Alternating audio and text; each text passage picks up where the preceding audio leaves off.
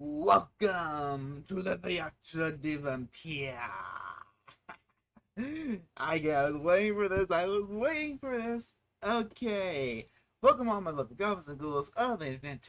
I'm Hanyo, your demonic cinephile, and the second episode of Interview with the Vampire came out the other day. Do you know what it means to be loved by death? Alright, so the episode picks off kind of right after the last one ended. We're spending time with Louis and Claudia, and they've been settling into Paris, been living there for about 5 months, and it's been a bit of a struggle. So, kind of like in the book, they rented a room in this big building. Unlike the book, though, they're kind of scavengers for money, living off Claudia's kills, which is a bit weird because I think Louis still had access to most of his wealth in the book and Louis should still have some of that money because, well, then again, his sister did have him declared dead in the first season. But what happened to all his money back in Louisiana? I know a lot of the money was Lestat's, but Louis still earned a lot of money from his club and all his other businesses. So I'm not sure where all that went. Another change from the book is that Louis is still exclusively eating animals, particularly pigeons. In the show, he's leaving breadcrumbs on their balcony, and he just picks up the one bird where a bird gets unlucky to go for the meal. Now, in this part of the book, Louis was eating people full on. I still remember because this was actually one of the, I guess you can say, one of the scariest parts in the book, where Louis was just, I think this one after time he had interaction with Armand. Louis was just rambling around the city. He found this painter or artist, whoever, comes up to him and is just so captivated by his beauty, he has to draw him. He gets Louis down, he sits him down, and he starts drawing him. Louis loses his patience and just gets into the thirst and just kills the man. And is disappointed because the picture he was drawing was actually pretty good. This is one of the things that why Louis, besides being the most human of the vampires in the novels, is one of the most dangerous because he doesn't get attached to his victims like Lestat or other vampires. He doesn't stalk them, he doesn't romanticize them. He just wants to kill and get it done. Which you can argue is probably more heartless than some of the other vampires. But now they've been in Paris for about 5 months. Armand, who is now part of the interview, is saying that all the vampires of the troupe were watching them and were actually kind of offended by them because they did not announce their presence. Which I can't remember if that's a thing in the book, but I do like showing them like the female vampires, Estelle, and the other one whose I can never remember, are watching them, which I love those little stalking scenes. We get the scene that was released as a clip not that long ago, and I like it. It's still a good scene. Another change from the books is that Louis has taken up photography. Now, Louis did love the arts in the books, which is kind of funny because later in the episode he stated he hated plays because Lestat always made him go with him, which I think it was the opposite in the book. I think they actually enjoy going to the operas together. Times that they would never fight, and Lestat would actually get weirded out by it, like, but you want to spend time together? You don't. You're not gonna fight with me? But yeah, Louis being interested in photography is nothing that was in the book, and we start seeing how they're using that for the show when Daniel is going through the old photographs, which they made a correction because in the first season, Daniel was using gloves to look at Claudia's diaries and such not. But here, they're saying that, oh no, don't you know you're not supposed to use white gloves when holding old stuff because it's ruins dexterity, you can rip it. So probably a contradiction they realize in season 1 to season 2. But I love how Daniel just being a smart ass. Especially to real Rashid. Because poor real Rashid. He's just like, I just want I just want to serve my vampire gods and leave it be. Please stop being mean to me. But so, Louis tells us he goes to this certain park out at the evenings, which, yeah, the only place, the only time he can be there by. Or, I guess, couples, or particularly gay guys, go to hook up. We're not really sure, we're not really told if Louis actually succeeded with any of these guys. Did he feed off any of these guys or whatnot? Because he did say later in the episode that he does feast on humans on occasions. But now this is where we finally have Armand meeting Louis. And it's so sweet and romantic. It's almost like a rom-com. It's almost like a meet cute. I have to admit that it is pretty sweet, almost very, is very romantic size. I love the dress they have Armand in. Daniel's reactions. He's calling them, oh, it's a telenovela. Which I think he says later in the episode, but I love and hate his smart ass reactions to it. Because it almost feels like they're criticizing the book to an extent. But yeah, this is very different from the book, because in the book, not Armand, Louis is walking down like this little area, and he actually meets Santiago. And Santiago is being his theatrical self, which is just mimicking Louis' movements like a mime. And when Louis calls him a buffoon, they actually start getting into a fight, but Armand stops it before anything escalates. Kind of sad they didn't do that because they really executed so well in the movie. But we do see a scene kind of like that in one of the trailers. So I'm hoping we do get that fight eventually. If we get to see some animosity brewing between the two. But no, when we actually get to the Theatre de Vampire, I love it. Okay, one, the theater itself looks like the theater from the books. It's very small, very shabby. It looks like they don't have a lot of money because it is small theater. But what I really, really love, one, Ben Daniels, this is the same, right, as Santiago. So I've seen him in a couple of shows and movies, but I really love him as Santiago. He's so extra, so theatrical, putting on a show, acting like everything's a show. He looks and acts like an actor, and I love that about him. And I love the little details of the theatrical troupe. All the weird makeup they have on to make themselves look more vampiric. The overlong fangs, the extra white faces, which is more accurate to the book, but if I can get the actual vampire faces from the book, I'll take this because it's very tongue-in-cheek, but also very cool looking. Now, the plays themselves are really cool, because in the novel, Anne Rice doesn't really go into what the plays are like. I think besides like the first one, she doesn't really do that much with it. Now, in the movie, it's a little more because it's a bigger theater, and they do all these types of shows with the final act. So the modeling kind of, I got the movie where we have all these different plays, all these different acts in one show, and it's the vampire actors acting over a projection, and it looks so cool, looks so weird, so gothic. Louis even calls it weird, which Armand gets offended by. It looks like a cool show. I haven't been to many plays, but this was definitely a play that I would love to go see. Like, there was a theater troupe in my area that did this kind of stuff. I'd be out there every Friday night, or every other Friday night. The finale of the play is very similar to the book and movie, with one big change, is that in the novel, when they bring the human woman on stage who's not an actor to actually kill her, it is Armand that shows up.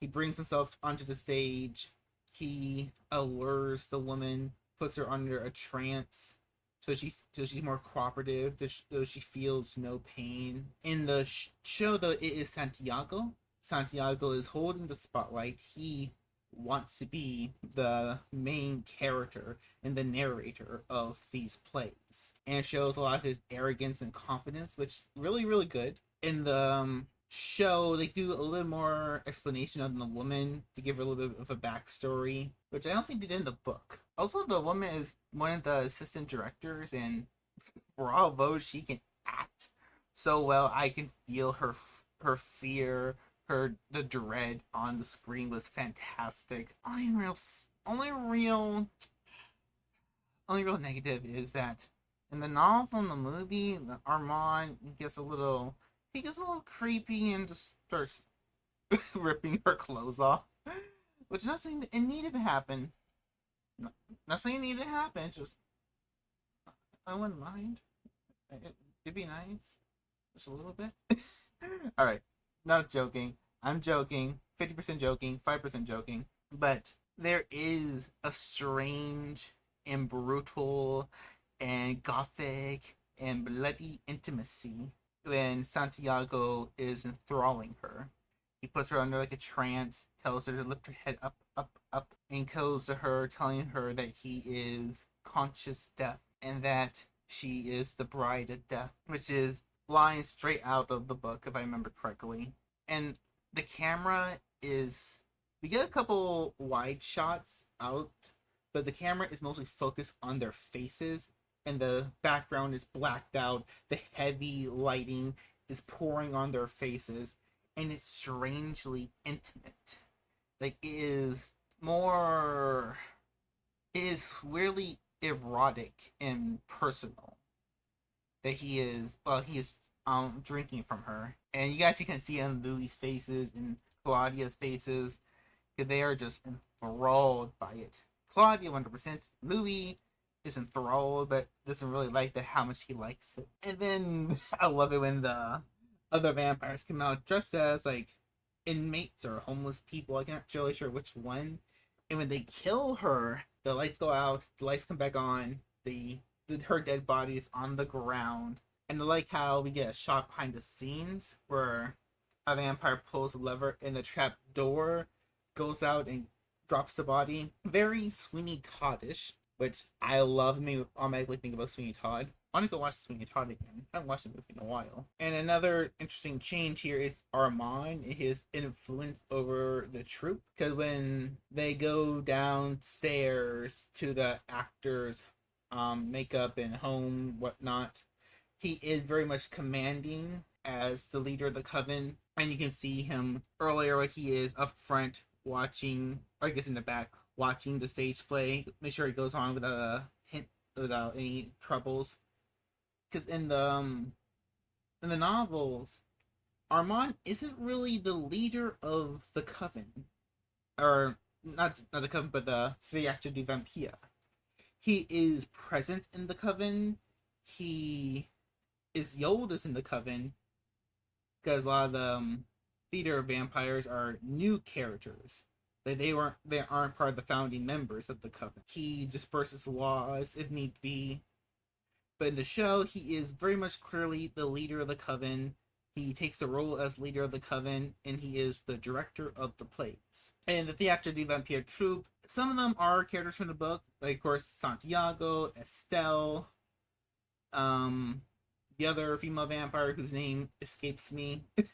But everybody else seems to be made up for the show, which is cool. I like bringing these little character moments with them. Hopefully they make more of an impact in later episodes. We get that infamous shot from the trailer where Claudia looks at the photo and she's like, "Who's the handsome man on the wall? Akovanda. Lestat Dilanko." And I love the tension in the air. And I love how you get these little parts in the meeting, which is kind of like the book where they're like, Santiago's immediately going to, "Who's your maker?" Which is sending death threats to Claudia and Louis. Yeah, because in the novel, Lestat wasn't known to them yet. I mean, Armand does tell Louis later on in that section of the book that he knows of Lestat, but we aren't really sure about the other theater troops. Small spoilers for the second book, but Lestat did help co-found the Theatre du Vampire, but all those other vampires, besides Armand, are no longer in the troupe. So maybe all these guys knew Lestat, or they at least know about him. And we know about that a lot earlier on, so it's creating a little bit more extra tension, which is great. When they get back to the hotel, Louis is all like, "Yeah, we need to go." Like they know Lestat, and what they know, we killed him. We killed him, and Claudia's like, "It's fine. We made up all those lies that Bruce slash Killer was our maker. That we actually are from Chicago and not Louisiana." And she's so confident in her lies because she wants to be a part of this coven. Now, if you go to the book, Claudia actually was almost just as disgusted as Louis with the coven. She thought their act was barbaric. She was weirded out by them and their how much they wanted to treat her like a doll. Because, like I said, if you forget, Claudia in the novels was turned when she was 5 years old. So there's a part in the novel where all the female vampires are just kind of like have her on their lap and like playing with her hair like she's a doll. She really does not like them. But here is the opposite. She is ecstatic with these new groups of vampires. She feels a sense of community, which she really needs. While Louis, like me, who's much more of an introvert, is like, yeah, we don't need these people. We can just get out of here.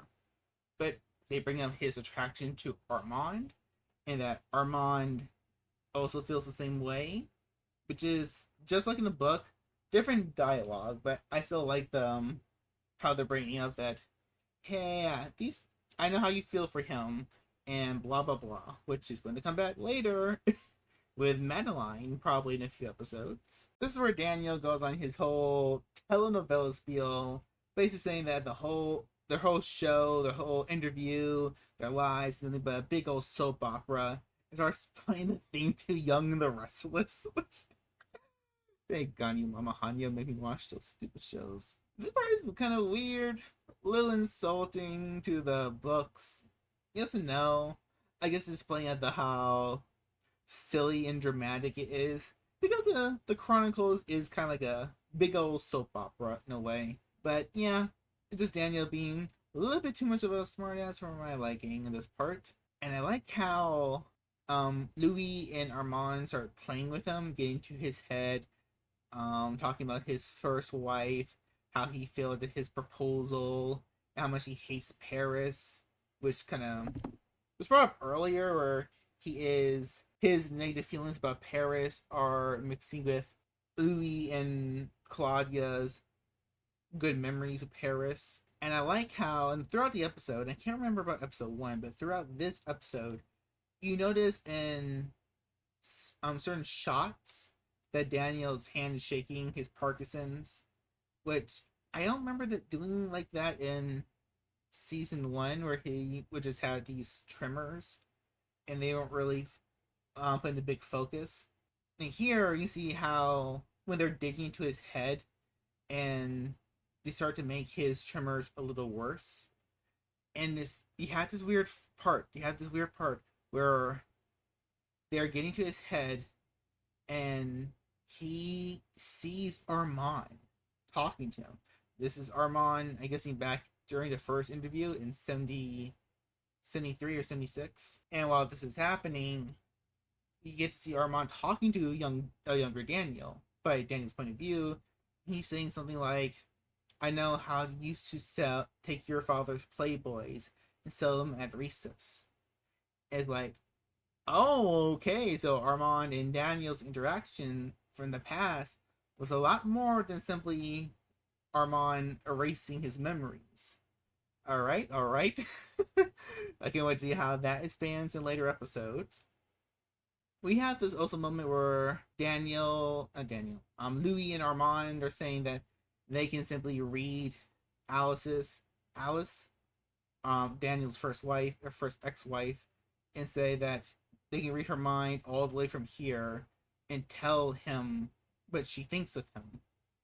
Now, in the books, Louis cannot do this because he did not have the mind gifts, or he didn't know how to use them correctly. Armand could read people's minds and influence people's minds and create illusions and create all like mind palaces in people's dreams. Like Armand was a very powerful psychic in the books. No, but this ability to read people's minds and go inside their heads, like from thousands upon thousands of miles away. It's nothing that Armand can do. Now, characters like Marius, Pandora could do this, especially older vampires like Akasha and Marette. They could definitely do this kind of thing, but not really Armand. Which is just another thing of they made the vampires a lot more powerful in the show. Well, the younger vampires at least. So I'm hoping we'll get more vampire powers because Lestat had that weird time stopping thing in the first season. So maybe there'll be more psychic abilities and we get to older vampires, which would be cool, as long as they don't change a lot of the format. I don't know, like don't give them shape shifting powers, which would be cool, but it wouldn't really fit with Anne Rice's world. The final scene of the episode is when Armand and the troupe go out on a hunting party and they invite Louis and Claudia. They have this big motorcycle ride, and it's a lot of like American Greasers or American Graffiti. And it gave me that kind of feel for some reason. I really like it. It really, I don't know, something about the zooming shots of Paris or Prague. Like I said, I've been to Prague twice, and there's few corners in the show that like that part looks familiar. I think I've seen that place. I think I've been there. But they eventually come to a stop at this big old mansion, and Armand's like, this is the home of people who sell things on the black market, and basically that's scene we got released like 9 months ago, where the vampires go on a slaughter fest of all the people in the thing, while Armand and Louis have a little romantic talk. And basically my thoughts haven't really changed that much from when I first saw that clip, where I love the bloody violence. As someone who grew up on Friday the 13th, Nightmare on Elm Street, and stuff like that, Chucky, I love the brutal violence. It's really, really cool. It just doesn't make sense for vampires, especially Anne Rice vampires, because they are wasting their food. I mean, you're a vampire. You drink mostly blood. You drink blood. Blood's your food. You want to place all that precious food on the ground? I mean, especially with that one vampire who just kills off, who rips that one guy's head off, and just takes the head like, no, you're missing all the extra blood on the floor. You're being so wasteful. Why? But the scene is extended from the clip where Armand is like, yeah, I know you know Lestat to some point. I'm not going to ask you. You can tell me when you want. Just know that the Coven does not like liars. So guard your mind, guard your thoughts when they are around. And I love the little thing where, because all the troop call Armand Marty, Parati. It's some kind of word that kind of means master to some extent, I think. My French is non-existent. But he's like, no, the theater calls me that. But to you, I am just Armand. And it's really nice, it's really sweet. They burn down the house. Claudia is ecstatic. And we get this long shot on Louis' face where he's smiling. And then he quickly goes back to giving you, not really frowning, but it's like a solid neutral face. Because Louis is very conflicted in this. Louis he doesn't know what to feel about these feelings. He doesn't know how to feel about Armand. He doesn't know how to feel about this troop. He doesn't know how to feel about Claudia loving these people so much. Oh, and there's one scene I forgot to mention, which is probably the second best scene in the episode besides the Théâtre des Vampires, is when Louis goes to Lestat's lawyers. Now, this is a thing in the book where Lestat, like a few months after becoming a vampire, he he employs these lawyers to look after his fund and his estate or tower. I think they know about the tower. I can't remember that part. And they do all his things for him during the day, which he cannot do himself. Here, though, like it's been like centuries, like a century plus since Lestat opened his account, and they kind of know he's a vampire. They don't say vampire, but they kind of say like, we know clients like him, clients that either die or are sleeping. So they kind of know he's a vampire, or at least suspect him being a vampire. Anyway, they give him this box, and there's a letter in there by Lestat to Louis, and we're not sure when this letter was made. It must have been sometime before the party at Mardi Gras, or maybe even before the fight that eventually broke up the family. And it's a very sweet note. Or Lestat basically Lestat's note if something bad happened to him, where he's saying that if someone did kill me, please do not go after them. Your life is more important to me than your revenge or my vengeance. Please go on living your life. And I will always be there next to you. There's a thin veil separating us, but I am always on the other side. It's a very sweet, very romantic note. I love how Lestat changed from Louis' hallucinations. He's not the dead Lestat from season 1, episode 7. He is very much the loving Lestat, the alive looking Lestat, dressed in a sweet little suit, and his long hair flowing. And I don't know, it's just really sweet and also sad because Louis is probably feeling even more awful to himself because he's remembering the good part of Lestat. He's not remembering the monster or the dead thing that laid still. He's remembering the version of Lestat he fell in love with. The gentleman vampire, gentleman death. Another thing I forgot to mention last episode, but I think, so I'm going to mention it here. When we get to, in the first episode, when we saw Louis and Armand in their bedroom, they seem very distant.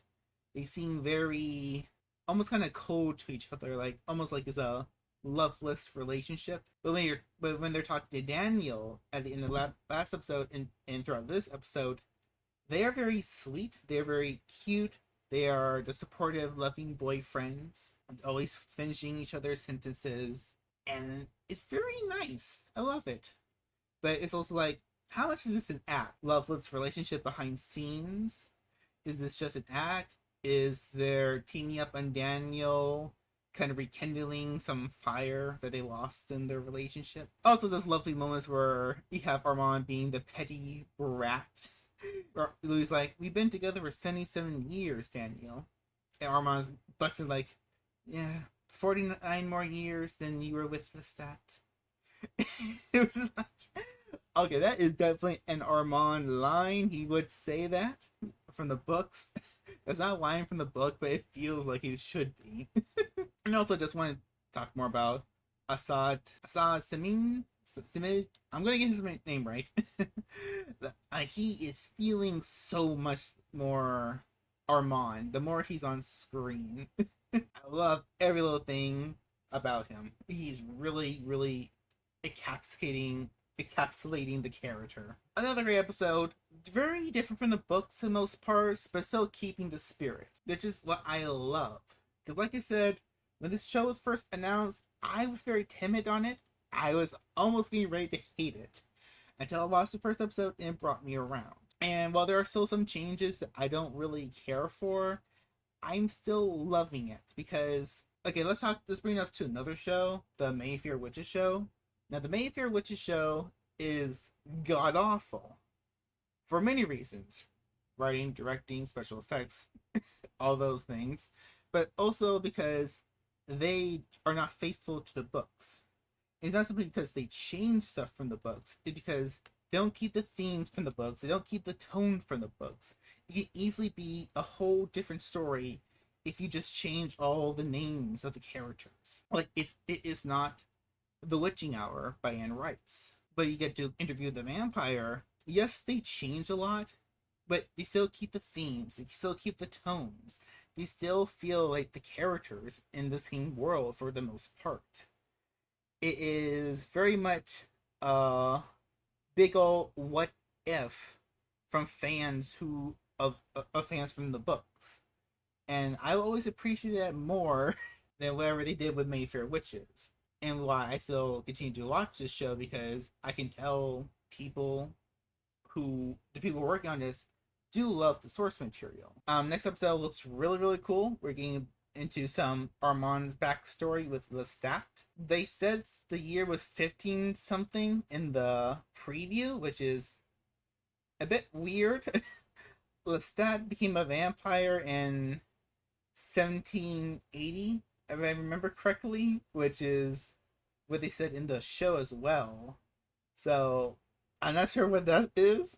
15 something something. That's not exactly right, but maybe I heard that wrong. So gonna wait till next week. Cannot wait till next week. We can get more Lestat de Lanco and Armand. And you also get to see that weird lawyer guy in the preview, which we saw in one of the trailers, where he's like talking about the Great Conversion, which, alright, that's cool. The Great Conversion is still a part of the plot. They did not forget about that. And I still want to see where that's going to go. Maybe it's going to play into later seasons with Lestat releasing his book and Akasha Awakening. Will Akasha's motives be different because of the Great Conversion? I don't know. I'm really excited. Cannot wait for it. Oh, I just really might get to see Nikki next episode. Can't wait to see that. Cannot wait to see that. Is it gonna be the sleep Nikki or the broken demonic Nikki? Alright. What you guys think about this episode? Comment below and let me know. And I will see you all in the next video. Catch you later.